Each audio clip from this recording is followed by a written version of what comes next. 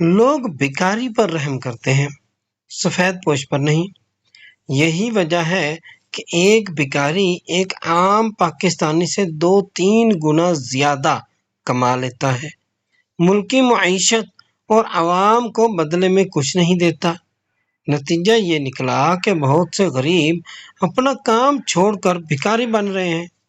بھکاریوں کی افزائش میں سراسر قصور ہمارا اپنا ہے۔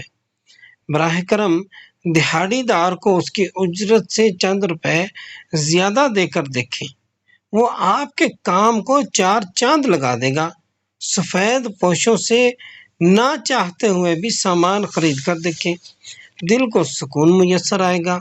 بڑی بڑی دکانوں کی بجائے چھوٹے اسٹال یا ریڑھی والوں سے سامان خرید لیا کریں۔